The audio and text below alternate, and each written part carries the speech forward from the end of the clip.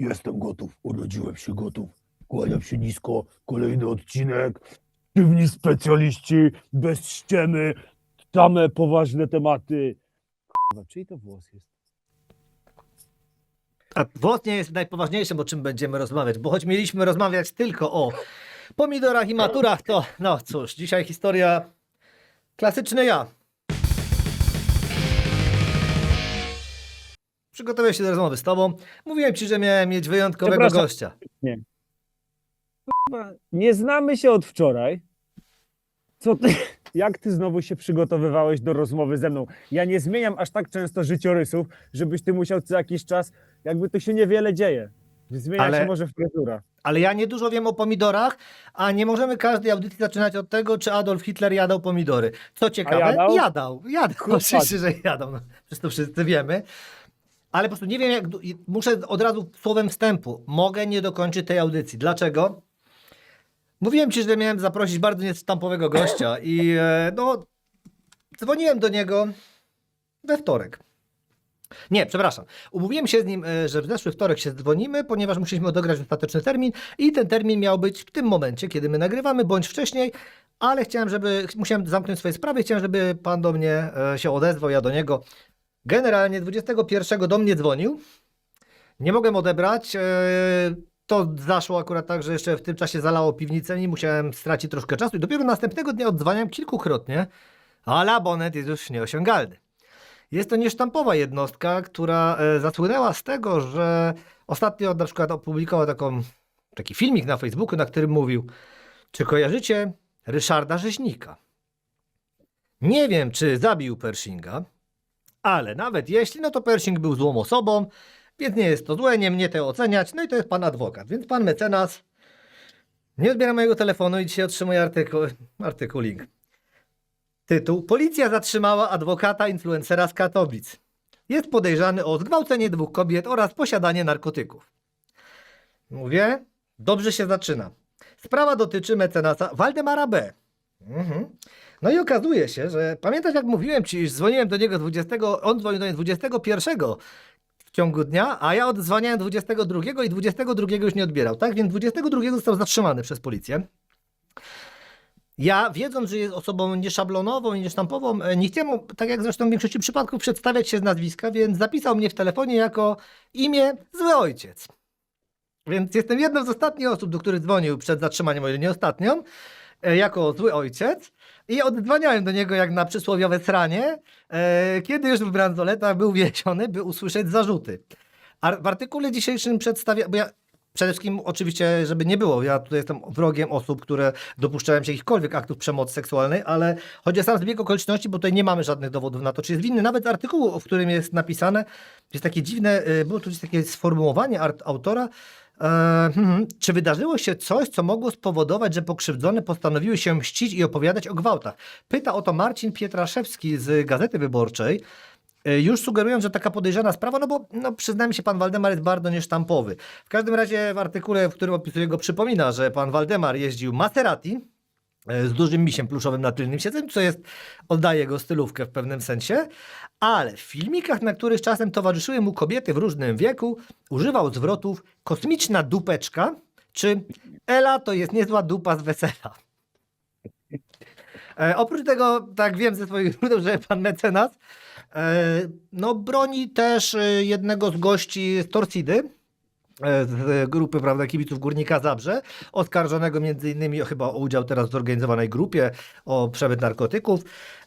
Pan Waldemar był dlatego ciekawy, w ogóle to był taki problem, że ja się zastanawiałem, jak rozpocząć rozmowę, bo wiele razy proszono mnie, żebym z nim porozmawiał, znajomi, którzy go kojarzą i są zafascynowani ścieżką prawnika z Katowic, który na przykład miał nietypowe zdjęcia z imprez, na których wskazywało, że prawnicy bawią się bardziej w stylu, w którym powinni bawić się ich klienci. No i tenże człowiek miał być, nawet już planowałem, żeby tak od razu zacząć, żeby wytłumaczył te swoje zachowania, no bo w myśl zasady stop making stupid people famous, oczywiście nie uważam jego, że stupid, tylko że on ma to wytłumaczyć, dlaczego tak się dzieje. No i tu został zatrzymany, przez jakiś czas nie porozmawiamy, bo okazuje się, że służby śledcze chciałyby z nim dłużej porozmawiać, aczkolwiek bardzo podobało mi się z tym filmem. Przepraszam, służby śledcze. Tutaj swój ojciec był wcześniej. Proszę się normalnie w kolejce ustawić, udostępnić pana Waldemara na wywiad, a później z nim se róbcie już co chcecie. No ale ja też tak uważam, bo my mieliśmy rozmawiać o ojcostwie. Bo to też jest właśnie niesztampowe jak na adwokata, ale on walczy o to, żeby mógł widzieć się ze swoim dzieckiem. To jest nietypowe, wiesz. Zazwyczaj nie muszą. No, ale pan Waldemar ma bardzo niesztampowy życiorys, no mówię. Zaintrygował tylu moich znajomych, że w końcu, no mimo, że nie jestem wielkim zwolennikiem demokracji, bo i ta popełnia błędy, no to uznałem już, skoro tylu go chce, no to kimże ja jestem, by nie dać głosu panu Waldemarowi, ale niestety służby uznały, że nie dadzą. No powiem ci, no jak się czyta o nim, to tutaj faktycznie, no zatrzymali go ci policjanci, tajemnica obrończa. I teraz to ciekawe, bo tego nie wiedziałem, ale to jest też fajne, że będą musieli wyznaczyć zastępcę, który poprowadzi jego kancelarię, no bo pan Waldemar miał klientów. To nie jest tak, że... Zresztą on pokazywał filmik, jak tam u starszej pani pewien lokal prowadziła starsza pani, możesz się domyślać jaki, i że tam niepotrzebne afery były wokół niego, bo nagle się okazuje, że jakiś mężczyzna jest zazdrosny, że jego kobieta tam pracuje. No mówię ci, no materiał na rozmowę na pewno ciekawą. A dlaczego tak zaczniemy, że w końcu dojdziemy do tych naszych pomidorów? Ponieważ wierzę, iż pytany, co się działo, odpowie pomidor. To jest szczyt mojego dzisiejszego humoru, bo nie wiem, co powiedzieć. Wiesz, no stary... Myślałem, No. że powiesz, że pan Waldemar, tak jak samo jak Adolf Hitler, jadł pomidory. Nie, jabłka jadł, to też jest inna sprawa. Zaprosiłem go, wiesz, mailowo, no nie, normalnie na maila kancelarii, odpisał mi bardzo szybko, po czym, no ja nie odpisałem, bo no też mam jakieś zajęcie, wiesz o co chodzi, nie mogę od razu ci odpisać na maila czasami. I dostałem nagranie na Messengera, na którym mówi, że jest zainteresowany udziałem w podcaście i nie wyłącza mikrofonu i jest chrupanie jabłka. To jest, powiem ci, no człowiek o wybitnej stylówce. No mam nadzieję, że że takich czynów złych się nie dopuścił, oczywiście, no bo to by całkowicie kładło tę rozmowę, bo nie widzę powodu, by rozmawiać z takimi osobami, ale no cóż, no jest to klasyka. No jak zaprosiłem redaktora naczelnego pewnej gazety 3-literowej, to 2 tygodnie później zmarł. Gdy zaprosiłem jego następcę, ten trafił do szpitala. Baba od polskiego się połamała, no ale jeszcze nikogo nie dali. No nie był jeszcze nikt tymczasowo aresztowany. Nie wiem, czy pan z artykułu wynika, że raczej dłużej go nie będzie, więc chyba już został tymczasowo aresztowany. Zaraz sprawdzę, bo to drukowałem na biegu. Pam, param, pam, pam. No teraz go nie widzę, było to gdzieś chyba to zatrzymany już, tak. No w każdym razie, wiesz, no dość, no i jeszcze jako miał stylówkę, bo mówiłem, że ja się spóźniam. Na marcową rozprawę apelacyjną spóźnił się 39 minut. W takiej sprawie wypadałoby być punktualnym, zwrócił mu wtedy uwagę sędzia. No to co, no teraz wiedzą, że będzie punktualny, bo sobie go sami doprowadzą, nie? Jesteś tam? Nieźle. Zastanawiam się czasem, czy przyjmować czy ciebie te zaproszenia. Jeżeli ludzie, którzy je przyjmują, kończą w ten sposób, to może ja po prostu jakoś inaczej. Coś nie wiem. Może nie będę, nie wiem. Zaczyna to być niebezpieczne. No zaczyna być niebezpieczne, tym bardziej, że patrz, jesteśmy na tym spotkaniu w kominiarkach. Jeśli przyjdą, no to już jest podejrzane. Jakby tego było mało, mam profilaktycznie przy sobie książkę, w której są ciekawostki z życia Adolfa Hitlera. Bo tak akurat się złożyło, więc jeśli jeszcze zobaczą, że pan Waldemar do mnie dzwonił, no to no myślę, że za sam po prostu styl bycia dostanę 3 miesiące, żeby sprawdzić, czy ja jestem całkowicie zdrowy psychicznie. Prewencyjny areszt. Prewencyjny kwartał, tak. Prewencyjny kwartał tutaj, żeby zobaczyć, bo wyglądasz na solidnego p***a i musimy cię prześwietlić. No ale ja powoli się już tak czuję. Być. Tak powinno być. Ja w ogóle kiedyś miałem taki pomysł, że jeszcze jak było więcej rozrób na stadionach, to że powinni robić zdjęcia kibicom przy wchodzeniu na stadion i tylko nie było wtedy AI, które mogłoby na podstawie rysów twarzy dać po prostu wyrok w zawieszeniu, który by był odwieszany po wyjściu ze stadionu. Więc jak ktoś wyglądał na dosyć mocno takiego, wiesz, co to go już tam różne sytuacje przetyrały i w niejednej bójce brał udział, no to masz jakąś bliznę na japie, no to dostajesz 5 lat w zawieszeniu i wychodzisz ze stadionu i to ci się kasuje, ale jak coś odpierdolisz na stadionie, to od razu masz już wyrok. No jest to ciekawy pomysł, tym bardziej, że nawet jak twoja drużyna przegra, to się cieszysz po wyjściu. Bo jednak jesteś wolny. To jest, kurczę, no ty byś był dobrym prawnikiem. Skontaktować się z Waldkiem? Za jakiś czas. Za jakiś czas jak wyjdzie. No na pewno, ale no powiem Jak ci, jak się tam przedawni wszystko. Ja ci powiem, że no to czasami po prostu aż trudno mi w to uwierzyć, nie? Że to się naprawdę wydarzyło. Za każdym cholernym razem, nie?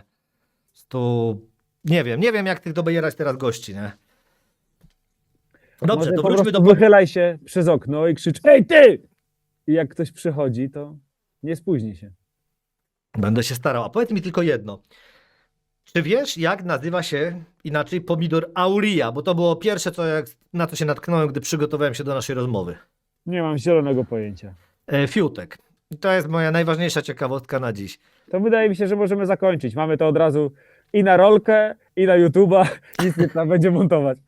Znaczy, YouTube ostatnio napisał mi szczerze, że moje treści nie noszą za namion żadnej wartości edukacyjnej, ani żadnej innej.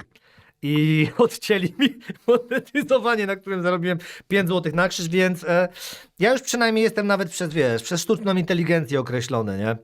Nie to co ty, bo od razu zdradzę, co później się będzie działo. Niesie zero wartości. Jedna z osób, która tutaj nas wspiera, jest jedną z największych fanek, akurat nie ciebie, ale kolegi, który jest w studio, Krzysztofie, pozdrawiamy, napisała, Nie słyszę, ale pozdrawiamy. no trudno, napisała do AI, wymyśl 10 pytań do Macieja Adamczyka, które są związane z maturą. I AI w swej mądrości odpisało, skoro pytasz o Macieja Adamczyka, mistrza sarkazmu, błyskotliwych dygresji i stand-upu opartego na smutnej prawdzie o życiu, pytania o maturę muszą wykraczać poza standardowe. Czy się stresowałeś? No i mamy tę listę pytań. Jest też protip na koniec. Protip jest najlepszy. Jeśli faktycznie będziesz miał okazję go pytać, czy jesteś tak, chłopie, rozchwytywany, że tutaj, wiesz, nawet AI nie wierzy, że tu przyjdziesz na musie, nie? Jeśli faktycznie będziesz miał okazję go pytać, bądź przygotowany, że na każde z tych pytań może odpowiedzieć po prostu nie wiem. Miałem wtedy inne problemy. Tak cię podsumowało AI, nie? Dobrze. Tak będę Więc Nie wiem. Miałem wtedy inne problemy. tak, i to myślę, że właśnie o tym będziemy opierać już całe nasze życie. Oprócz tego, co by chcieli wiedzieć o pomidorach ludzie? No najpierw zacznijmy od tego, co ty zrobiłeś ostatnio z tą tam swoją działeczką, bo ty tam chyba podziurawiłeś ziemię, nie? Troszeczkę podziurawiłem. Tak jak ostatnio ci zacząłem opowiadać w naszych konwersacjach messengerowych, że zaczynam sobie wizualizować sukces i powiem ci, że odbiło się to niestety rykoszetem, kosztem działki, ponieważ od dobrego miesiąca razem z moim kumplem majstrem umawialiśmy w taki termin, żebyśmy mogli tam po prostu pojechać i porobić rzeczy i stary, tak sobie ten sukces zwizualizowałem, że z 4 dni, które były zaplanowane na działce, ja miałem 3 dni jakąś stary robotę, jak nigdy tyle tego nie mam. I na razie wysłałem człowieka po prostu, żeby robił za mnie, żeby praca na wszystkich frontach się poruszała do przodu.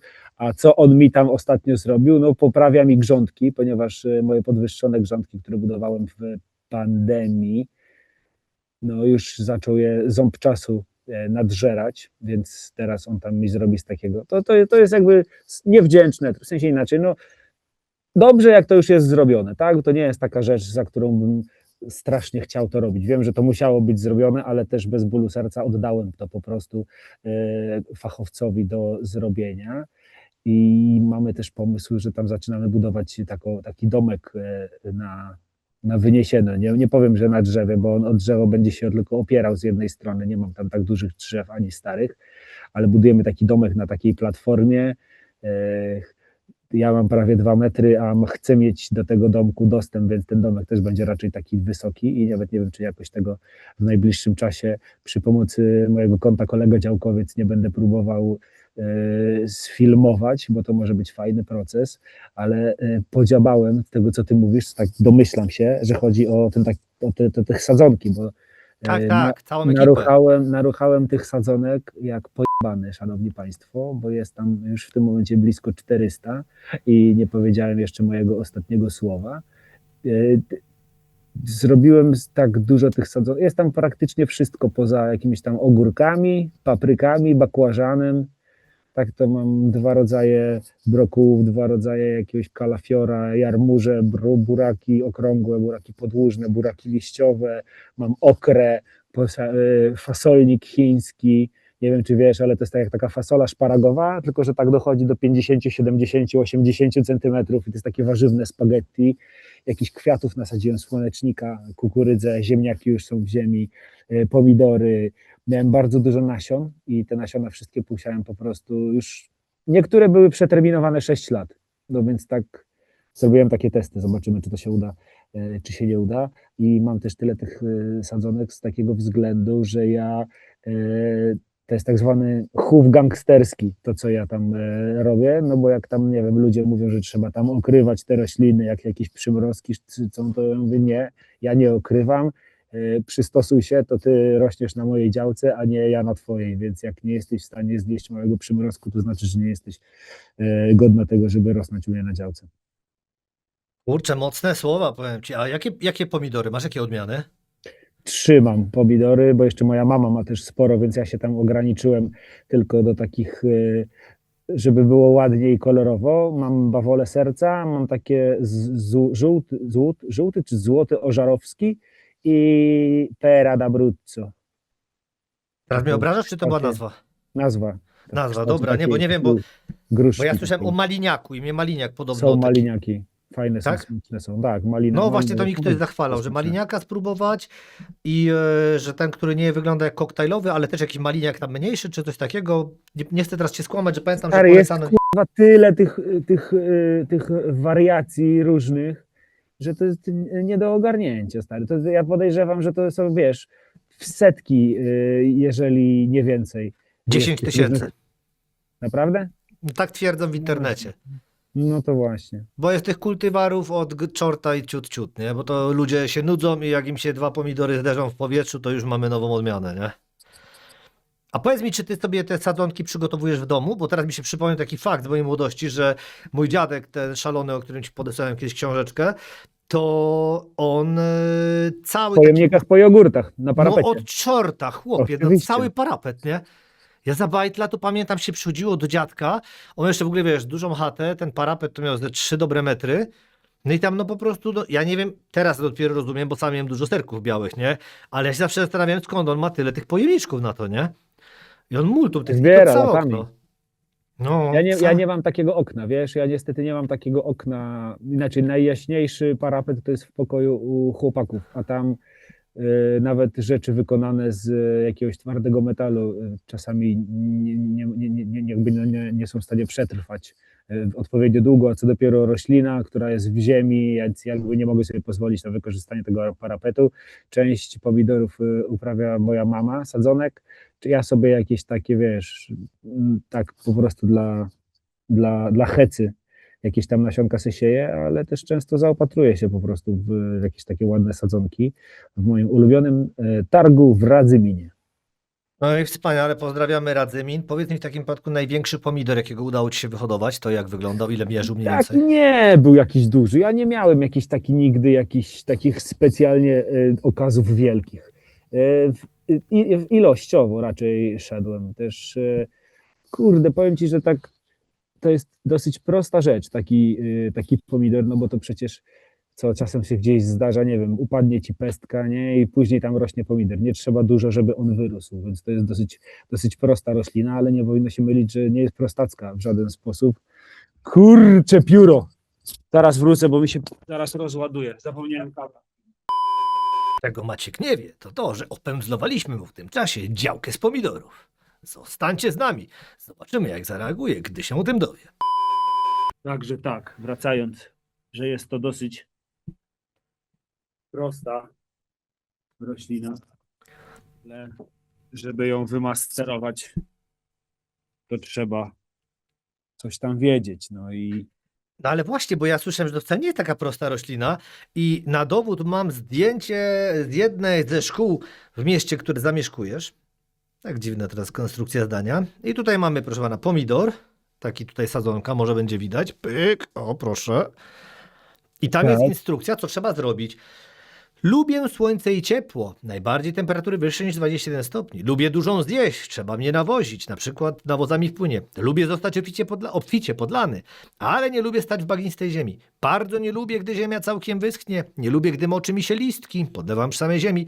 Lubię głaskanie po listkach, wiadomo, jak każdy. Jeśli urosnę za wysoki, dobrze jest przywiązać mnie do podpórki. Patrz, ciebie by trzeba było przywiązać, bo trochę za wysoki jesteś. Jesteś tak wysoki, że mi się teraz w kadrze nie mieścisz, to tak chciałem delikatnie zasugerować. O, dziękuję, widzisz? bardzo.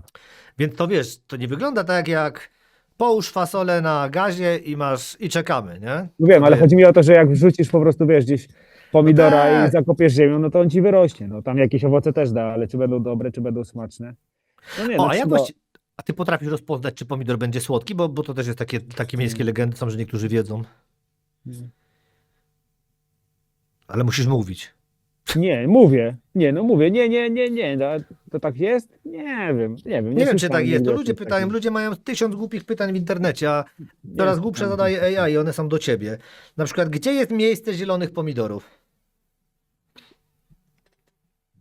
Ja chyba nigdy nie jadłem, wiesz? Książka Gdzie wy... taka była, to wiem. No.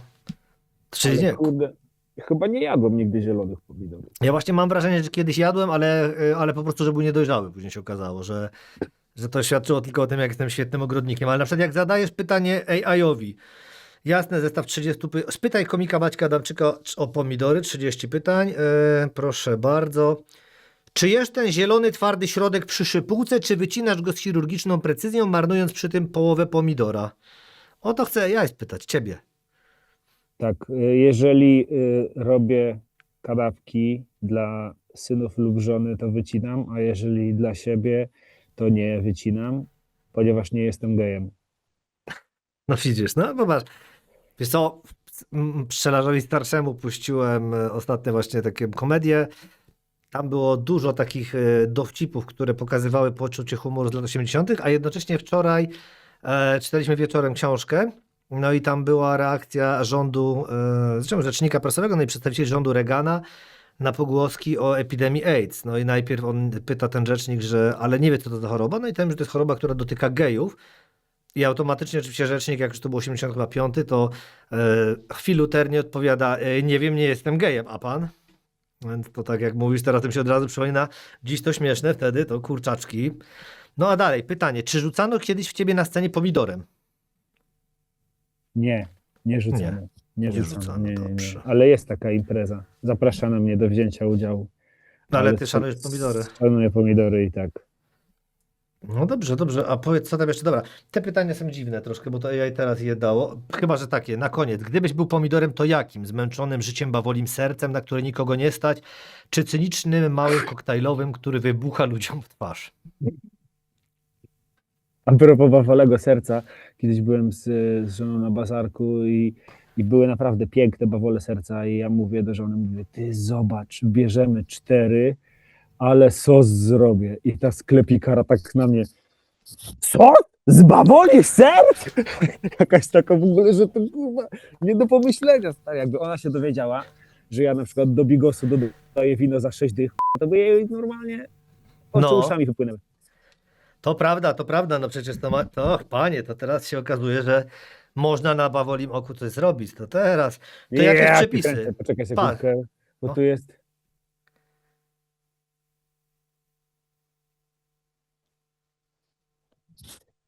Dostałem SMS-a z przedszkola. Ostatnio jak siedziałem w studiu i dostałem SMS-a z przedszkola, to była informacja, że sobie rozciął łeb. A teraz po prostu idąc rano nie doprecyzowaliśmy, czy mam go odebrać przed podwieczorkiem, czy po. I on postanowił pójść do pani i powiedzieć, żeby ona mi wysłała SMS-a, żeby doprecyzować, o której mam go odebrać. Nie, Kubaś, 5-latek. Przepraszam, ja mam tutaj taką szplamę. Czy mogłaby pani do taty wysłać wiadomość, bo ja chciałbym doprecyzować warunki naszej umowy? tak, no to jest ważne. Ej, trzeba pewne rzeczy doprecyzować. Tak jak wczoraj pisałem o tym dzieciaku i to też akurat z innego niż moje miasto, który był na warsztatach dla dzieci i pani mówi, że czy macie pieska? A dziecko, czy wymyślony też się liczy? Tak. Nie. Ja, okej, w pożądalu, nie? Chciałem tylko doprecyzować, czy się liczy, nie? Mówię, uwielbiam takie dzieci, nie? To po prostu, a to okej, to mamy jasność, 0, dalej.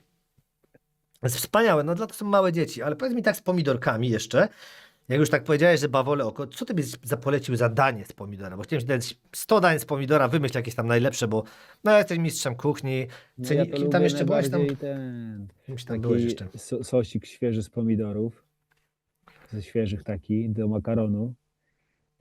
I jak jest taki naprawdę dobry pomidor, no to kurde, nie cudujmy, szanowni państwo, nie cudujmy, nie kombinujmy. Zróbmy sobie coś, ale jakiś taki, nie wiem, carpaccio, jakiś taki, że można tak sobie tak po prostu oliwą, soli troszeczkę. To jest tak pyszne warzywo, czy tam owoc, bo to chyba jest owoc, że w ogóle No ja bym botanicznie tam owoc. ale bardzo też widziałem fajny patent, spróbuję sobie w tym roku, że mrożą pomidory i później je ścierają, tak jak ser na tarce. I że masz O. taki pomidorek, wiesz, no, że jakaś taka burrata, taki serek, nie, rozkrajasz, on tak się ładnie rozpływa i tam takim pomidorem aceto balsamico di Modena. Ty, ale brzmi świetnie. Ale brzmisz też, bo jak już mówimy o świetnym brzmieniu, jak Powiatowa Stacja Sanitarno-Epidemiologiczna w Gorzowie Wielkopolskim, która na pytanie, co dobrego skrywa pomidor, wypisuje, że potas, beta-karoten, witaminy, bla, bla, bla, bla. I na koniec ważna informacja. Likopen w środowisku tłuszczowym jest lepiej przyswajalny, dlatego dodania na bazie pomidorów polecamy dodać dobrej jakości tłuszcz, na przykład olej rzepakowy, oliwę z oliwek czy awokado. To też zresztą stąd, dlatego na to pytanie, czy lepiej jeść ketchup czy pomidory, niektórzy odpowiadają, że ketchup, bo się likopen lepiej przyswaja, a zapominałem, że później tam 7 kilo soli niektórzy dosypują, no nie? I jeszcze i połowę sąsiada, bo akurat im się wpadł do gara, nie? A nie wiem, czy widziałeś, krążyła po jakiś czas temu po internecie grafika, że jest pas ketchupowy w Polsce. Że, Tak? że tam 90% wszystkich ketchupów jest produkowane w takim cienkim pasku takiej centralnej Polsce, że na północy chyba nic, na południu jest jedna jakaś fabryka, a wszystkie są tak centralnie w pośrodku, w takim pasie tam 100 kilkudziesięciu kilometrów, tylko że na szerokości, jak to się wpisze, Pisuję od razu, chłopie. pas ketchupowy. Polski. Jest faktycznie taki, no. Międzychód, Poznań, no jest takie coś, panie. I Warszawa oczywiście się do tego zalicza. No. Dobra, ale Warszawa nie wygra z Milanówkiem, bo dla mnie, nie wiedziałem, że taki ketchup, ale Krzepki Radek i Słodka Ania. Słodka Ania jest przepyszne, ja bardzo O lubię kurde. słodką Anię. No, może Krzepki nie. Radek jest taki lekko pikantny, a Słodka Ania jest, jak sama nazwa wskazuje. Kurczę, no to panie, widzisz, tego bym się nie dowiedział bez ciebie. Dziękujemy ci, AC Johnson. To jest wspaniałe, panie, A wy to jest nie, ciekawe. nie macie na Śląsku Słodkiej Ani? Ani Krzepkiego Radka? Nie, kobiety nie pracują na kopalni, więc nie. Jak ktoś nie pracuje na kopalni, to nie mamy, nie wiemy, pierwsze słyszę. Żeby słodki. Węgiel jest słodki tak naprawdę. To prawda, jak się długo miesza. No, więc wiesz. No to Dobra. jak przyjeżdżasz tutaj na finał, to sobie weź, do sklepu podejdź. No, to jest myśl. Bo naprawdę nie jadłem, autentycznie. Smaczna, Słodka Ania bardzo fajna. No to Tylko teraz jest jeszcze... taki dawny ketchup, to jest taki, wiesz, to nie jest taki, co tam nie konkuruje z Heinzem, to jest, budzi wspomnienia. A Heinz to w ogóle, ci to mają naprawdę pokryklane. Nie wiem, czy to wypisałem, ale na pewno jak to ja przeliczałem sobie rano, więc no, on ma to w innym notesie, muszę go znaleźć. A mianowicie jest prędkość, dobra, przypomnę sobie, jeść chyba 45 metrów na godzinę, tak, czyli oni nie dadzą ketchupu do sprzedaży, jeśli był wyciskany z maszyny, wiesz, do butelek z prędkością większą niż 45 metrów na godzinę. O, bo tak to będzie, bo to było chyba 0,028 mili. No mniej więcej, teraz tego nie pamiętam. Pamiętam, że na polskim wersji przeczytałem to jest 45 metrów. No i to oni mają już naprawdę tam dość specyficzne wymagania. Ale jakie jest twoje ulubione danie z pomidora? Bo ja na przykład jak pamiętam, że tak musiałem kiedyś zrobić ekskluzywne danie, to był pomidor z kurkami. Byliśmy na wsi, bo jakaś, wiesz, znalazłem jakąś gazetkę ukrytą, no i się okazało, że można zrobić pomidora z kurkami. No ale, no ty jesteś 7 długości przede mną, ty wiesz, znasz te nazwy. Panko, chłopie, ja dopiero dzięki tobie się dowiedziałem, co to A jest. wiesz, od czego to jest skrót? Od rypanko. Myślę, że pan Waldemar by tutaj dał mocną pieczątkę, że podoba mu się audycja, nie? Podoba mi się ta audycja, chłopaki. Fajny chłopak, obronić jak będzie trzeba. Ale dopiero jak wyjdzie, więc teraz też nic sobie nie nagra, bo to wiesz, to też nie możemy tak, teraz musimy być ostrożni, nie? Szkoda, naprawdę. No ale to jakie danie z pomidora byś poleciał? Prosty, jakiś sosik pomidorowy, taki ze świeżych pomidorów, podsmażyć taki, wiesz, cebulkę, pomidorka pokrojonego tam dodać, lekko tam wszystko tak brzym, bez żadnych koncentratów, bez żadnych tych, takie, przepraszam, bardzo takie, pomidor jest, szczególnie jak jest taki dobry, bo wiadomo, jak jest tam chyba niedobry, to tam można go wpierdolić do wszystkiego, ale jak jest taki dobry, to ja lubię właśnie się nim, wiesz, rozkoszować, na przykład jak jest taki duży pomidor, to się uwielbiam taki plaster wziąć ze środka, taki najładniejszy, taki największy, z tymi takimi różnymi takimi tymi. Wiesz, o co chodzi? Ja wiem, ja piłem. Po prostu chciałem wykorzystać chwilę. No więc, a wiesz w ogóle, jak ty kroisz pomidora? Ojej, jak ja kroję pomidora? Muszę bo, sobie bo może kroisz źle. Znaczy na pewno kroję źle, bo kroję go, jak u góry masz szypułkę, to pach w dół, a pewnie trzeba w poprzek, nie? Bo wtedy jest sprawiedliwiej. A to ja mam być sprawiedliwy dla pomidorów? Dla ostatniego dla dania narodu. wodza III Rzeszy ja mam być sprawiedliwy? Bardzo przepraszam, nie? Nie, no powinno się go tak kroić, bo wtedy jest zawsze ten jeden plaster, kurwa, tak zwany plaster nienawiści, który zawiera w sobie 90% tego kurwa zielonego. A jak tak sobie zrobisz tak, a jeszcze w ogóle jak ze środka, tym takim, co na przykład do wycinania tego z jabłek, nie wiem czy kojarzysz, jest taki sprzęt, że masz taką metalową tą, Tak, i jest tak, kojarzę. to wpadasz to w pomidora i potem i on nawet ładniej dużo wygląda. Bo jak No. może się trafić też, wiesz, tak jak jest jeszcze dużo tego miąższu, to ci miąższ wypłynie, ledwo co tam zgryziesz, a jak tak, spróbuj sobie następnym razem mówić i tak se poprzykrajaj. Dobrze, ładniej tato. No, żeby raz taki raz mi to było. Dobrze, tak będzie, teraz będę naprawiał już te pomidory jak należy. Ty, a Ale powiedz mi... No, mów dalej. ciekawostkę taką jedną. Nie wiem, czy wiecie, pewnie wiecie, a jak nie wiecie, to się zaraz dowiecie, że pomidory mają bardzo dużą zdolność, bo to, co wszystko mówiłeś tam, że tam lubią mieć ciepło i wilgotne, tak dalej, to prawda, ale mają bardzo dużą zdolność do wypuszczania korzeni. Więc czasem się na przykład robi tak, jak macie sadzonki i powiedzmy, że tu jest, nie wiem, jest ziemia, jest sadzonka, to na samym tutaj takie są białe, jakby takie kropeczki się pojawiają. To z tych kropeczek, gdyby one były zasypane ziemią, wyszłyby korzenie, a im więcej ma korzeni, tym jakby ciągnie więcej wody, więcej składników odżywczych, przez co te rośliny są też zdrowsze i są smaczniejsze te owoce.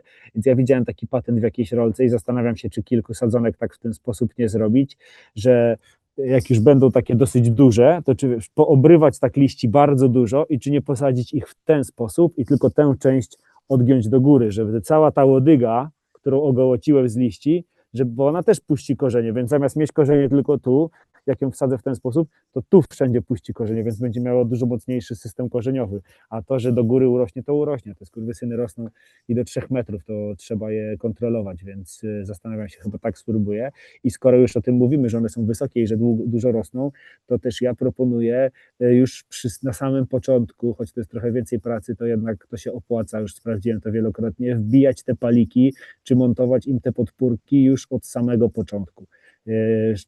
Ja to w ogóle robię tak, że ja najpierw wbijam paliki, a potem sadzę pomidory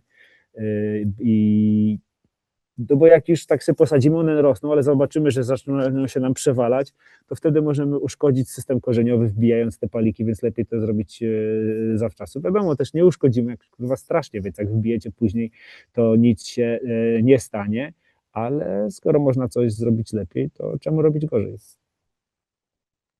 Ty byłbyś wspaniałym takim racjonalizatorem. Nie masz czasem wrażenia, że urodziłeś się za późno? Za późno? Może trochę, albo za wcześnie.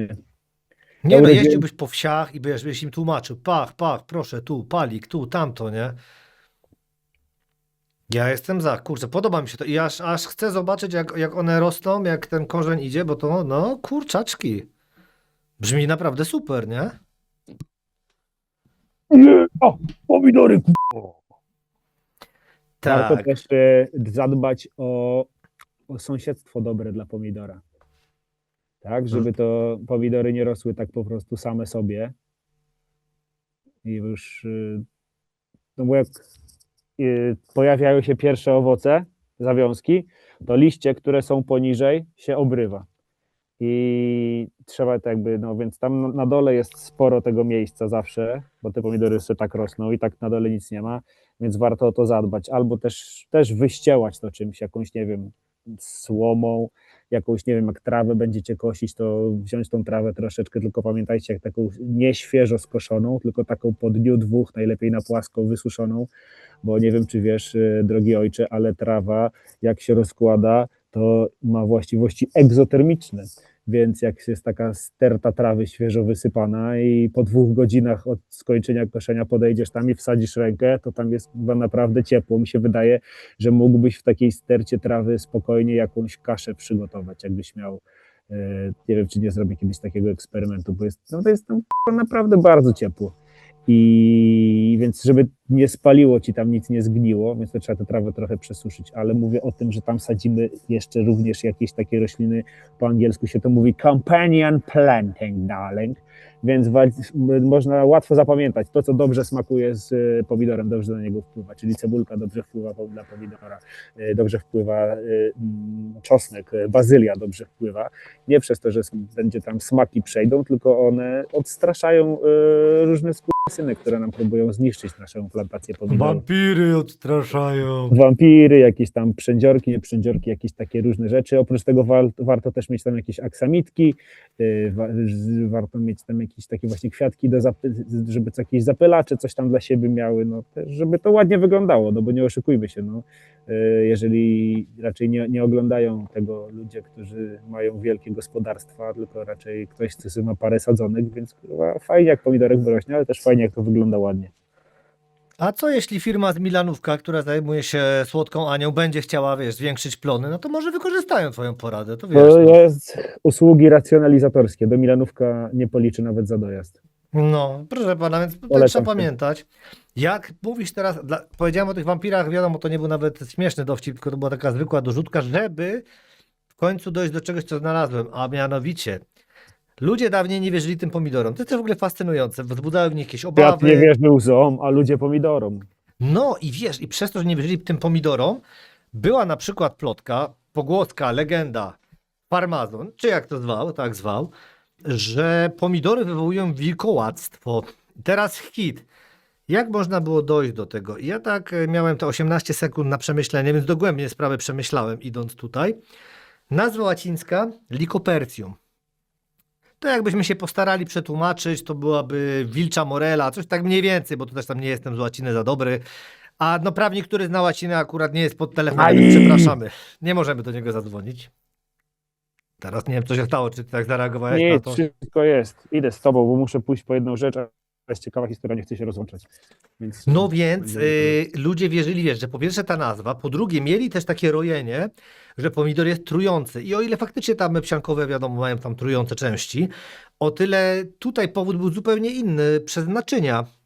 Naczynia, w Tak. których, no wiesz, tak. to chodzi... Styny? Proszę? Tyna to tak, było? tak, chyba cyna to była. I że kwas z pomidora, coś tam jakieś... Tak, dokładnie, kwas pomidora wypukuje, zachodzi reakcja i to było śmieszne, bo tak naprawdę to dotykało bogatych, więc to było miłe z pomidora strony, no bo biedni jedli na drewnianych. Bo pomidor jest czerwony, kurwa. Dokładnie, jak robotnicza krew, proszę państwa, to nie jest przypadek. Pomidor jest jak Polak, wiele rzeczy ma trujących, lubi dużo pić. Proszę państwa, to powinno być nasze narodowe danie, mimo że z Peru można nim rzucić, nie rozmawia z policją. To jest super sprawa, taki pomidor, bądźmy szczerzy. Tak, zgadzam się. Co tu mi tak mruga ten komputer? Te pomidory pewnie. No dobrze, Mrugen. dobrze. A, no i jeszcze jedna była rzecz. Dlaczego był podejrzewany zarówno o wilkołactwo, jak i bycie trującym? Otóż my nie mamy takiej wiedzy, znaczy ty akurat możesz mieć, ale my zwykli ludzie. Pomidor jako roślina jest podobny do mandragory. I wiesz, i ktoś dostrzegając to podobieństwo uważał, że wiesz, no ja tam akurat bym nie dostrzegł, roślina jest roślina, nie robię scen. Ale ktoś dostrzegał to podobieństwo i no i to wiadomo, no mandragora to jest jednoznacznie śmierć, w ogóle zło i jeszcze śpiewa. Coś jak taki gość z Białegostoku. No a tutaj proszę, widzę, już myślisz, podoba mi się to, podoba mi się jak Nie, sprawdzasz. patrzę, co to jest ta mandragora tak naprawdę, bo ja znam tę nazwę, ale nigdy Nawet nie... w Harrym Potterze była wykorzystana, prawda, to było to, co darło ryja, żeby wyjmować i... No. King Diamond śpiewał Mandrake Roots. Ma jakieś takie... Wiecie, ja w domu deliryczne- hodowałem mandragory, się przyznam bez bicia, ale ja nie wiem, teraz się mogę przyznać, bo nie jestem pewien, jak to tam wygląda z legalnością, ale miałem kiedyś nasiona mandragory, co takie kuleczki, no tej wielkości, nie wiem, czy to widać, nie potrafię teraz powiedzieć, no wielkości, nie wiem, 100 główek od zapałki, 150 tak na oko, nie? Ona ma takie jakby obudowę, no i wkładasz, proszę, moczysz i to rośnie. Tak o ile pamiętam, bo to parę lat temu robiłem, ale ostatecznie na świat przyszedł taki jeden mały gość i no jako jest to dość silnie roślina trująca, mówię, aż tak bezczelny nie będę. Proszę? Jeden mały gość, Lech Kaczyński. No gdyby To akurat nie brał tego do samolotu. Ja w tamtych latach jeszcze tego nie Nie hodowałem. miałem. Ja pierniczę, ale prześcierałem już kolejny głupi dowcip, który muszę zachować na później, żeby go nie nagrać. Już jeden był tych najjaśniejszych, nie? Teraz mam o gościu w kabinie, który wchodzi z mandragorą. Naprawdę, proszę mnie tutaj nie stymulować. Wróćmy do tych biednych roślin. Skoro pomidor to owoc, wiadomo, ale są to I właśnie, no może inaczej. Skoro jest taka roślina, jak ty powiedziałeś, z jednej strony łatwo, która sobie rośnie, a z drugiej strony, no, o którą trzeba dbać. To w końcu jak to jest? Są takie rozkapryszone dziady? Czy taka, wiesz, taka dekadencja nie dla plebsu, czy jednak zwykłe jedzenie, nie? No bo też pomidor nie jest hiperdrogi, tak ustalmy. Tak. Mm. Kurde, wydaje mi się, że dla działkowca pomidor jest taką rośliną, którą jeżeli chcesz o sobie mówić per działkowiec, to musisz ją hodować po prostu. Że jest jakiś taki chyba odgórnie narzucony taki paradygmat, że na działce są pomidory i jest to wpajane już w Polsce, mam wrażenie, od wielu pokoleń. I chyba to jest po prostu taki już aspekt psychologiczny, mi się wydaje, że po prostu trzeba mieć taki swój pomidorek. No, ja tam wiele roślin, których mam, nie muszę mieć, ale chyba pomidorki są co roku. Mogę nie zjeść żadnego, bo na przykład zniszczy mi je zaraza, albo pamiętam jak pierwszy raz jeszcze internet, wiesz, nie był taki popularny i w ogóle i coś tam w książkach, jakiejś rzeczy czytałem i gdzieś tam przeczytałem, że tam co 30 centymetrów, 40 można sadzić te pomidory, więc ja naruchałem tych sadzonek, miałem chyba z 80, nawsadzałem to było za blisko, przejść tam się w ogóle nie dało, nic, więc w następnym sezonie posadziłem znowuż za daleko i tak po prostu mam wrażenie, że z roku na rok ta wiedza dotycząca tych roślin u mnie przynajmniej rośnie i człowiek też chce po prostu, wiesz, wprowadzać ją w życie, widzi w internecie jakieś tam różne tipy, co tam ludzie robią i tak, kurwa, to jest taka, no, nie wiem, no na działce muszą być pomidory, no czasem widzę, że ludzie mają tylko parę krzaków pomidorów i poza tym trawę, no ale te pomidory jakoś tak, kurwa, no, muszą być. No taki punkt wejścia po prostu, że jeśli w ogóle chcesz być na działce, no jest to słuszne, Tak. no. Jeżeli chcesz móc złożyć ten akces do grona działkowców, to w ogóle, wiesz. Ja uważam, że bardzo słusznie, tym bardziej, że no wiesz, no są to ciekawe rośliny i są też zabójcami, no bo pamiętasz, był taki film Atak pomidorów zabójców. Się nawet 4 części doczekał. Bardzo, bardzo ciekawy film. Nie wiem, czy pamiętasz, że już taki wielki pomidor się toczył, bo to jeszcze były czasy sprzed poważnych efektów specjalnych i do... Nie, to z toczącym się pamiętam tylko morderczą oponę. Tak, no ale mordercza opona już miała jakieś efekty specjalne, a tam było tak, że się kulał taki pomidor i tam jakiś żołnierz wyjmował shotguna, czyli strzelbę typu pump up i go zjadł pomidor. Trochę słabe, nie jest to zbyt ciekawe, no ale... Mam Ale takie, a cóż. propos ciekawych rzeczy z pomidorami, też sobie przypomniałem, że mój kumpel lubił sypać pomidory cukrem i że tak ludzie czasem robią. Tak, słyszałem o takich degeneratach. To prawda, są tacy, ale z drugiej strony to ketchup z tego, nie? Niby tak. Ketchup with extra steps. Okej, udam, że rozumiem angielski, Nie, bo ja ketchup wiesz, ketchup z dodatkowymi utrudnieniami, po prostu zamiast się wcisnąć ketchupu, to tak... ty dobra, wiesz, że nie masz kominiarki. Tak, wiem. Chciałem coś, teraz jestem siostrą zakonną. A dobra. Święta Klarysa od pomidorka. Coś chciałem jeszcze powiedzieć a propos, że mam stary problem z ludźmi, którzy tak mi wprost mówią, że nie lubią pomidorów. Jakoś tak to nie wiem, nie do końca. Jest Nie dość mam, dziwne, tak jak, nie? nie mam tak jak ktoś mi mówi, że nie lubi papryki. Z tym takiego problemu nie mam. Ale jak ktoś mi mówi, że nie lubi pomidorów, i swoją drogą to są tylko 2 warzywa, z którymi się spotkałem. To nie jest tak, że ktoś mówi, nie lubię kalafiora na przykład, nie? Nie lubię. Może Ale kalafior. wiesz co, myślę, że to jest też, bo jesteś Polakiem. Pamiętasz, jak dawniej się jeździło autobusami na długie trasy? No, To jeszcze, chłopie, autobus dobrze nie wyjechał za rogatki miasta. Akurat wiem w Warszawie, gdzie były dawne rogatki, więc tak mogę przycwaniakować. Więc jeszcze nie wyjechał za rogatki, a ludzie już odpalali jajka na twardo, pomidor i ewentualnie jak ktoś był bardzo głodny, to na bogato bułka z kotletem, nie? I wiesz, i ten pomidor zawsze był jedzony. W ogóle jest zajebiście po prostu super świetnym pomysłem. Plus 500 stopni, autobus jak puszka sardynek i jeszcze ciepłego pomidora. Wszędzie to błyska. a sąsiad jeszcze szluga jara. No to chodzi, nie? No, czujesz się jak w jakimś, nie wiem, serialu z lat 80. Bo ja bym na maksa pojechał, stary, na taką wycieczkę. Jak No tak, że proste. wiesz, bez telefonów, ale że kurwa jajka i pomidory tylko ludzie będą dostawali do jedzenia? No, A jak ktoś mówi, że jest uczulony na jajka, to się go po prostu zostawia na przystanku w lesie i się jedzie dalej bez niego. Kurwa, żeby dokładnie, nie no było zdrajca tego. i tyle, nie? No ale powiem ci tak było, ja pamiętam jak jechałem kiedyś za granicę właśnie i no stary, jeszcze nie dojechaliśmy do Katowic do Bielska, to nie jest kawał drogi, nie? Bądźmy szczerzy, nie? Jeszcze nie dojechaliśmy do Bielska, bo chyba wtedy akurat tam musieliśmy tam z kogoś odebrać i tu przy mnie taka rodzinka, pach, pach, pach. I jeszcze wiesz, pytanie, komu jajeczko? Tam Mareczku, ty jajeczko jesz? Bo siedzieli już się w ogóle rozwalili po całym autobusie. 4 sztuki, nie mogli siąść razem, nie?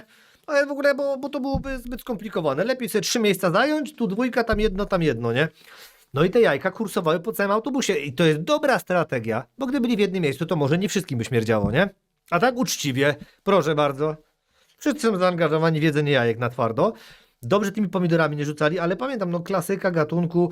Zresztą, no to będę ściemniał. Jak ja kiedyś jechałem nad morze, to też mama się odwraca. Ej, kto chce pomidora? Ja mówię, Jezus Maria, wiesz, ja tu czytam książkę Tak, z tyłu tego to poloneza. było dziwne, to było dziwne. No ja z tyłu poloneza czytam sobie książkę, nie? A tam nagle pomidor, fik, nie? Ja mówię, no co ja mam z nim zrobić, nie?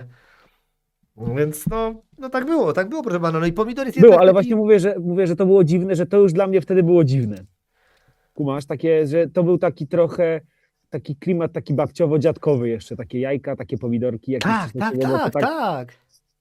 Więc to już wtedy był taki lekki skansenik. Pamiętam jeszcze a propos takich rzeczy, jak chodziliśmy czasem gdzieś do jakiegoś parku, na przykład nie wiem, pograć w piłkę czy coś z dziadkami, to babcia zawsze brała albo jakiś kompot, albo jakąś herbatę i miała taki bidon z takiego absurdalnie cienkiego plastiku i jak już tam była wlana na przykład ciepła herbata, to on się taki miękki robi, tak blum, blum, blum i tak się Tak, wydało tak. chyba zgniatać po prostu i on na przykład pół drogi jechał tak, bo był ciepły. Tak, było tak. No ale no, kurczę, no i właśnie ten pomidor faktycznie może kojarzy nam się też z tamtymi latami, no to byłoby dziwne, żeby ktoś nie lubił. Może inaczej, jako dziecko też nie byłem jakimś fanatykiem, no właśnie przez to, że kojarzy mi się, że gdzieś jechałeś na wycieczkę i ktoś ci dawał pomidora. Albo na przykład wiesz, że chcesz pomidora i dawali ci go jak jabłko, nie? No pomijając, że jabłek też za bardzo tam fanem nie jestem. Aczkolwiek o jabłkach będziemy musieli kiedyś zrobić audycję, bo o ile mnie pamięć nie myli, to Pomody Oro to jest złote jabłko, nie? Więc wiesz, no to też tak ta nazwa nie jest przypadkowa, nie? Albo mnie ktoś w konia zrobił, bo nie chciałem się tego czytać już teraz. No ale generalnie wierzmy, że to złote jabłko jest. Ale ludzie jedli, pamiętam, że na przykład było tak, że siedziałem nad wodą, no jejku, no właśnie, jak się jechało nad wodę, szczególnie za granicę, czyli tam do Dąbrowy Górniczej, nie wiem po co pojechałem nad Pogorje kiedyś, nie? I wiesz, pach, pomidor i haps, sól, ja patrzę i ci ludzie wiesz, haps i dopiero do wody, bo de facto szli się umyć zamiast popływać, nie? Bo byli cali uflekowani pomidorem, nie?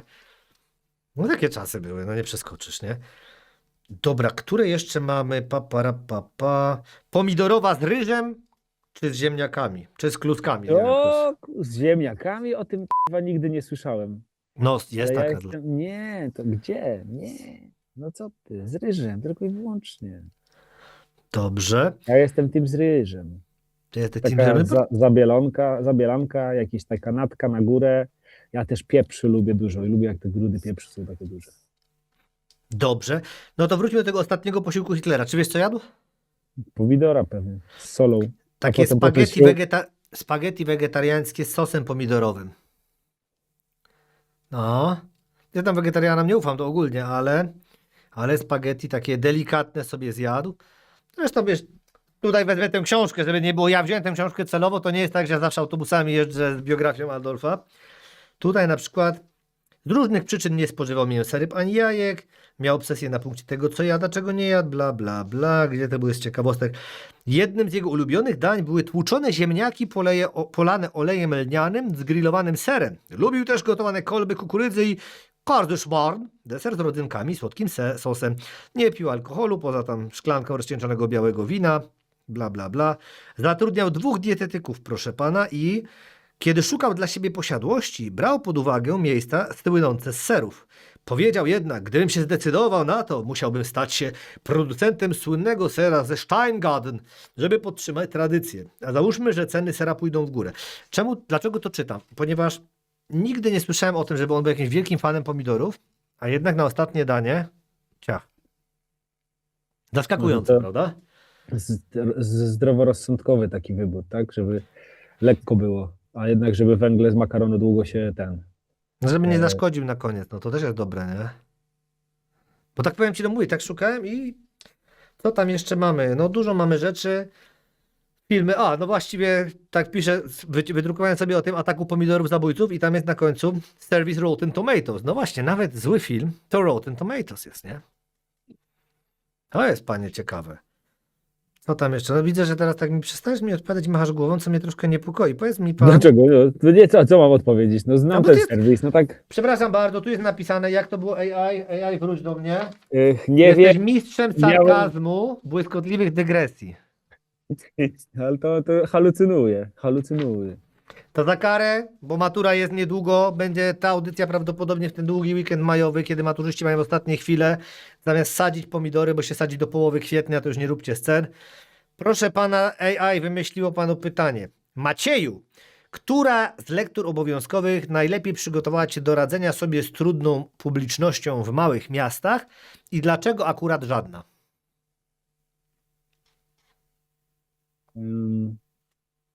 Myślę, ciekawe wymyślił. Jaka lektura? Ja nie byłem nigdy fanem lektur, raczej byłem fanem ściągania i umiejętnego szycia ich. Wydaje mi się, że właśnie to, że nie czytałem lektur, a mimo wszystko później potrafiłem w jakikolwiek sposób odpowiedzieć na pytania dotyczące treści, to mnie najlepiej przygotowało do lawirowania i zręcznego lania wody. Dobrze, mam też pytania od ludzi do maturzystów. Ktoś wymyślił, żeby dać ci temat maturalnych, przygotować z wykorzystaniem zamiast tego lektur do gagów po fachu od kolegów, ale te tematy są za poważne, a to AI wygenerowało. Matura opiera się na kluczu. Czy w dorosłym życiu udało ci się kiedykolwiek znaleźć klucz do zrozumienia czegokolwiek, czego po prostu przestałeś szukać po egzaminie z polskiego? Czy jakakolwiek lektura? Wiesz co, wydaje mi się, że jak jakiś czas temu pod wpływem jakichś takich chyba serii głupich rolek zacząłem udawać, kurwa, w sensie nie udawać, no tak, że ja nie wiem do końca jak to powiedzieć, ale że to tak wszystko wokół nas to tak naprawdę jest kurwa wymyślone i nikt nic nie wie i tak naprawdę jest to jakiś rodzaj kurwa gry jakiejś takiej i postanowiłem po prostu zmienić kurwa zasady tego wszystkiego i jakoś tak się okazuje, że kurwa da się jakieś takie rzeczy robić i właśnie tak wydaje mi się, że kluczem dla mnie przynajmniej w ostatnim czasie jest to, że tak naprawdę nikt nic nie wie, wszyscy udają, wszyscy jakoś kombinują i ja po prostu, ponieważ jestem wybitny w udawaniu i w kłamstwach, wykorzystuję swoje umiejętności do kreowania siebie jako postaci dużo na przykład bardziej majętnej i która ma dużo jakichś więcej umiejętności niż ma tak naprawdę i póki co ludzie wszyscy w to wierzą i jakoś tak wychodzą z tego fajne rzeczy. Oczywiście tam to nie mówię, że tam komuś kłamie, żeby zdobyć pieniądze czy coś, ale no przedstawiam się w dużo jaśniejszym świetle niż jeszcze jakiś czas temu. Oczywiście zachowując wszelkie, wiecie, jakieś takie prawidłowości, no ale nie umniejszam sobie, czasem coś tam gdzieś się człowiek podkoloryzuje i jakoś tak inni to łapią i jest bardzo śmiesznie z tego powodu. To ja na przykład wręcz odwrotnie. Jeśli już ściemniam, to na pewno nie po to, żeby zarabiać, bo wszyscy myślą, że ja ciężko pracuję, wiesz. A ja tu, proszę pana, pyk i rozmowa z drugim sztywnym tylko, więc rozumiem. Aczkolwiek jak mówić o podkoloryzowaniu siebie i opisywaniu siebie, wczoraj miałem przyjemność, że z pszczelarzem młodszym czytaliśmy pamiętniki tatusia Muminka. To jest chyba moja ulubiona część, bo za młodo nawet sobie kupiłem ją. I tam jest taki fragment, że tak w wolnym, nie będę parafrazował, ale tatuś Muminka mówi, że ta ciocia Paszczaka, bo on był w domu dla podrzutków, twierdziła, że osoby takie ambitne, urodzone pod specjalną gwiazdą i geniusze, to są bardzo trudni w obyciu, ale nie zauważyłem tego u siebie. Ja mówię, zawsze mi to się podoba, bo jak miał siebie napisać chamsko, opisać jako narcystycznego buraka, to właśnie dokładnie w ten sposób. Ja nie zauważyłem problemu ze sobą. Dobrze, no to panie, bo tutaj kolejne pytanie. Patrz, kuźwa, teraz ja przesunąłem komputer. Pomijając to, że chyba nie będę cię pikował przekleństw, bo byśmy spędzili na tym zbyt dużo czasu, to o matematykę. Gdybyś miał obliczyć, a to jest, przed chwilą byłeś filozofem, to ci pasuje. Gdybyś miał obliczyć deltę swoich życiowych sukcesów i porażek, to czy wynik byłby liczbą ujemną, czy po prostu uznałbyś, że to zadanie nie ma rozwiązania? Jak ciebie to męczy? Coś popłynął ten komputer. On mocno halucynuje, ja ci powiem, zaczął on mocno tutaj stara się, masz pytanie też o strach przed pustką w głowie. To dam ci To taki, są takie, to są takie pytania, co to by zadawali do jakiegoś takiego kurwa, zadzierającego nosa magazynu psychologicznego, którzy starają się być dużo bardziej mądrzejsi niż są i jakieś takie zadam mu kreatywne pytanie, na które będzie musiał. Jakieś takie są pierdolasy, a dużo ciekawiej się odpowiada na proste pytania. No tak, bo to jest tak jak właśnie przejść do tych wszystkich, na te rozmowy o pracę i jakaś agencja HR właśnie zadaje takie pytanie a gdzie pan się widzi za 5 lat, prawda, czy sprzedałby mi pan ołówek i jak się wyliczy deltę, nie, no, a ty chciałeś tylko grzecznie tutaj, nie wiem, dziurę kopać w ziemi, bo to jest twój plan na najbliższy miesiąc, nie, i nie wiesz po co grabarzowi takie wiadomości, nie.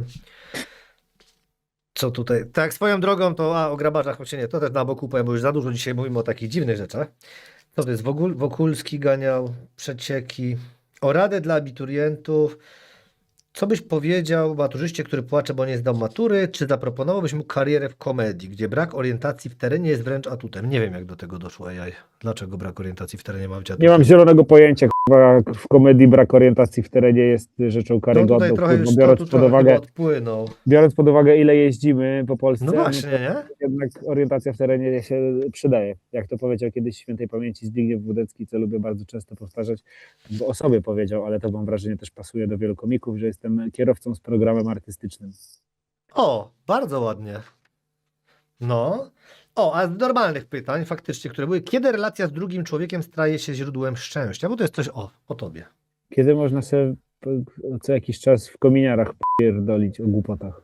O, widzisz, bo to jest temat maturalny autentycznie z ostatnich lat. Później, czy ambicja, to bez sensu. O, to ci się spodoba, bo ty jesteś fanem miast. Miasto, przestrzeń przyjazna czy wroga człowiekowi? Ja w ogóle teraz mam wrażenie, że trochę inaczej są te matury tworzone, jakby te pytania i też są prawdopodobnie jakieś, no nie wiem, bardziej chociażby poprzez internet bardziej rozwinięte możliwości, nie wiem, sprawdzania różnych rzeczy, ale mi brakowało, trzeba było ja miałem temat na maturze, coś tam szkiełko czy oko, coś tam, co jest ważniejsze i miałem to oprzeć o 3 lektury i miałem pomysł na 2 i na jedną nie, więc wymyśliłem książkę, wymyśliłem autora, wymyśliłem jakieś cytaty i wydaje mi się, że w 2026 roku mogłoby to nie przejść, ale w 2004, w którym pisałem maturę, totalnie normalnie przeszła tam praca pisemna na języku polskim z wymyśloną przeze mnie na potrzeby tejże matury książką. No, widzisz, no. Zdałeś maturę, to jest najważniejsze, bo teraz zresztą można zmyślać na maturze, tylko musisz naprawdę dobrze to zrobić, bo jest to trudne i to tylko świadczy o twojej kreatywności. Miałem tu zresztą na dywaniku babę od polskiego, której zadałem to pytanie, bo kiedyś dziewczyny w autobusie rozmawiały o tym, że to jest super nowa metoda, można zmyślać na maturze, więc pytałem ją i ona powiedziała, że ludzie od zawsze wiedzą, że można spróbować, ale ona sama mówiła, że miała tylko 3 uczniów, którzy tak by naprawdę podołali. Jeden faktycznie zrobił to na maturze, miała jedną dziewczynę, która potrafiła to zrobić. No to mamy jeszcze ciebie na liście teraz, widzisz. A wiesz, kto nie zdał matury? Adolf Hitler. No brawo, proszę pana. Proszę pana, no to oczywiście, no i co? Dlatego się cieszę, że zdałeś, bo on nie zdał i na dodatek lubił czytać książki. Ty średnio z książkami i zdałeś. Średnio zdałem, więc jakby ja jestem Jesteśmy bezpieczni. Adolfa Hitlera. Nie będziesz nim niestety. Jejku, niestety, stety. Czemu ja powiedziałem niestety? Przypadek. Ach, keine Ahnung, dlaczego tak było, nie? A uważasz, że może takie coś, dlaczego nie ma matury z WF-u? Czy ty byś uważał, że powinna być? No, Tym bardziej, że byłeś tak. korpulentnym młodzieńcem. Tak. Piękne słowo, nie? Matura może niekoniecznie, ale jakiś taki ogólny test sprawności, co to tam powinien taki kurwa 18-latek, wiesz, tam podciągnąć się 3 razy, coś tam zrobić 7 pompek, przebiec tam 100 metrów, jakiś tak po prostu, żeby By go od razu Żeby do to policji też- przyjęli, jak byłby taki sprawny. że to też powinno być moim zdaniem jakimś tam elementem ukończenia szkoły, a nie, że ktoś przez 4 lata nie przynosi stroju do WF-u, a potem ma 26 lat i go plecy bolą, bo kurwa źle siedział. Chłopie, jak mnie plecy bolą dzisiaj, nawet mi nie mów, nie? A na WF wychodziłem. Dobra, to teraz jeszcze przeskoczmy na pytania, bo póki jeszcze masz energię. Drodzy sztywni, boję się, że kiepsko pójdzie mi matura, nie dostanę się na studia i... Ja nie czytałem tych pytań, ja już widzę, kto je pisał. I wszyscy powiedzą, że jestem debilem. Jak przestać o tym myśleć? Bardzo mi się podoba. Nawet nie ma, że uczyć. Nie. Moim zdaniem najłatwiej po prostu uznać samemu przed sobą, że jesteś debilem. I jak ktoś ci powie, że jesteś debilem, to powiedz wiem. A, mędrzec. Kurczę, widać, że ty w tę filozofię poszedłeś. To jest odpowiedź. Kolejne. Ja w fizologię poszedłem. Tutaj na pewno będziesz miał odpowiedź, bo pamiętam, jak mówię o siłownianych rzeczach. O siłowniowych, przepraszam. Siłowniowych. Jesteście tacy wyluzowani. Macie jakieś patenty, jak opanować stres przed egzaminem oraz co robić, aby na ustnym nie trzęsły się kolana. Setkę. Setkę? Nie Ale będziesz no to jak trzęsły kolana. wychodzisz na występ, to przecież tobie się też kolana nie trzęsą, a wychodzisz relatywnie trzeźwy. No chyba, że No to marbówka, tak to samo wiadomo. na egzamin też trzeba relatywnie trzeźwy na egzamin, żeby się język nie plątał. No, czyli dobrze. To dobra. No, ale ja myślałem, że to będzie jakieś już ćwiczenia na taśmach, a ty nic, nie? Tylko tak po linii najmniejszego oporu. No bo to jest Ech. matura. Ludzie kochani, tak jak z perspektywy czasu, to ta matura to no, gówno takie jest. No. Wtedy jest ważne, bo jest czymś niby dużym i przedstawiają to jako najważniejsze. Gówno, kurwa, prawda. Mam znajomych, którzy zdali doskonale maturę, poszli na super studia i kurwa mają chujne życie i takich, którzy podchodzili 2 razy do matury i nie studiowali, mają zajebiste życie, więc to tam. Trąbię to. Znaczy, wiesz, matura się przydaje, jeśli chcesz zostać prawnikiem, influencerem. No, jeżeli chcesz zostać prawnikiem, chcesz zostać lekarzem, chcesz zostać nie wiem, jakimś tam architektem, lekarzem, ale weźmy pod uwagę, tacy ludzie nas nie słuchają, tak? Jak to nie? Jeden mógłby nas Nas słuchać, słucha- ale nas aktualnie nie ludzie- może. Ten, który nas słuchał, nie może, niestety. Pozdrawiamy PDW. PDW! Pozdrowienia do Waldka, tak? O, to właśnie, jest widzisz? Walczka. Kurde, dobrze. Ale medycynę miałeś. Sztywni. Wszystko jest poprawnie, widzę. Zdaję 3 razy maturę, zamiast 3 raz. 3 razy maturę. No to już widać, że może być problem, jak 3 razy jednocześnie zdaję. Bo nadal nie mogę się dostać na medycynę. Skąd mam wiedzieć, że muszę dać sobie spokój z poprawkami i zacząć po prostu przyjmować pacjentki jako ginekolog amator? No Ja myślę, że to jest pytanie do Waldka tak naprawdę. Słuchaj, próba z dostania się na studia nie wyklucza praktyki prywatnej. Nie można mieć kawy i herbaty, tak? Wiesz co, ja chyba przeprowadzę taki wywiad książkowy, wywiad rzekę, właśnie odpowiedzi na takie pytania, bo ty mi brzmisz jak naprawdę wspaniały filozof. A skoro filozof, to proszę o miłości. Hej! Nie wiem, czemu ktoś do hej, co ty? Hej! Z góry, nie wiem jak to brzmi. Hej, sokoły! Też mi się tak kojarzy, nie? Całe liceum kocham się w swojej pani od geografii. Ma pilnować mojej sali na polskim. Czy oddanie wypracowania to będzie dobry moment, aby się z nią umówić? Pomyślałem, że tak, ale zupełnie nie wiem, jakim tekstem do niej podbić. Proszę o pomoc. Może jednak czekać na nią pod salą. Ale jak wtedy zagadać? Poczekaj na zakończenie roku. No, a może jej tak, nie tak. być, bo to pani z geografii. No jak to? Patrz, na zakończenie roku wszyscy przychodzą. Jeszcze jak kończą maturę, nauczyciele, kwiatki dać, coś tam. Poza tym nie wierzę, że pani od geografii nie jest wychowawczynią którejś klasy. No musi tam być. Zawsze wszyscy nauczyciele byli. Skończ szkołę, a potem świruj pawiana małolat. Hej! No, ale to jest słusznie właśnie. Dobrze, że w ogóle wie, że nie w trakcie nauki, bo to jest ryzykowne. Nie? Na spokojnie, weź sobie jeszcze gruchę powal te 2 miesiące i normalnie w czerwcu atakuj. I mówię ci to zawodowiec. A jak? Nie no, po prostu. No tak, no taka jest prawda. No tu trzeba. Czekaj, maturę, egzamin dojrzałości, to już Prawda nas mieliśmy. wyzwoli. To mamy napisać Waldkowi? A, no Tak, nie, tak. nie wyjdę, no nie odpuszczę hopu. Ja po prostu się cieszę, ja tu gadam jak najdłużej, bo ja wiem, że pod drzwiami już stoją, żeby ze mną też pogadać. Na bank po prostu. Po mnie Nie? też już stoją.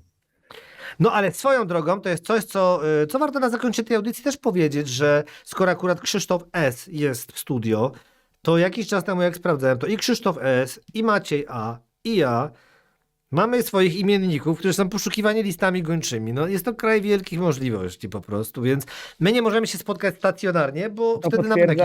Tak, to potwierdza teorię po prostu o równoległych wszechświatach, no, że one się przenikają po prostu i trzeba przeskoczyć na wyższą częstotliwość. Nasze odpowiedniki z niższych częstotliwości już siedzą, a my dalej wymykamy się wymiarowi sprawiedliwości. I to jest kwestia, czy jesteśmy tak mądrzy, czy uznali nas za tak głupich, że nawet nie warto. Mówią, że nie, dobra, już spokojnie dajcie sobie, przecież nie możemy ich przesłuchać, nie? Może Jaja jesteśmy będą sobie robić. jednocześnie tymi i tymi. Dobrze.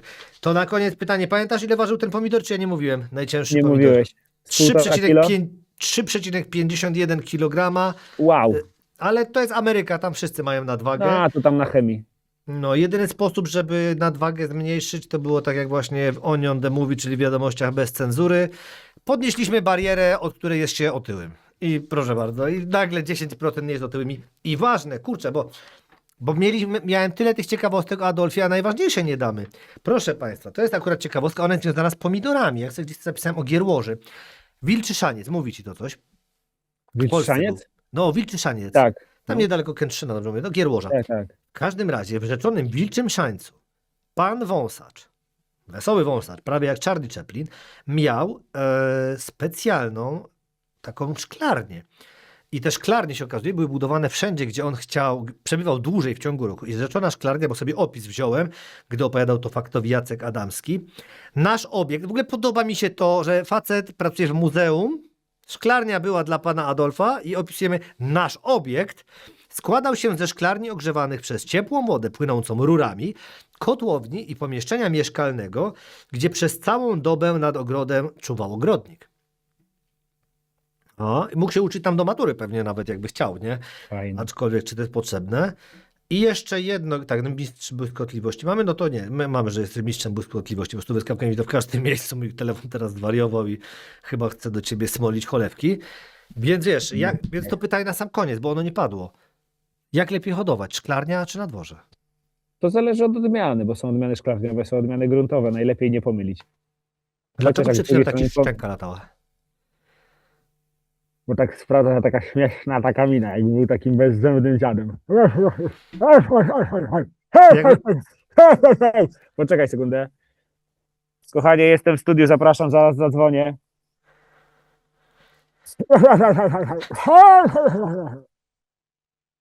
Jeśli ktoś dotrwał do tego momentu, nie mówię, bo wydawaj dźwięki, bo ciebie wtedy nagrywam. Czy my jesteśmy tacy mądrzy, czy tacy głupi? Odpowiedz sobie same na pytanie. To był kolejny odcinek Szczególnych Specjalistów. Bardzo Państwa dziękujemy. Życzymy powodzenia maturzystom. Dziękuję i z dumą ogłaszam, że naszym tajnym gościem był nieżyjący już papież, bo mniej więcej tak mówił. Pozdrawiam wszystkich sztywniaków. Dokładnie i pamiętajcie, że po maturze należy iść na kremówkę, subskrybować ten kanał i do następnej razy. Wydamy radę, przeżyjemy. Musimy. Hej!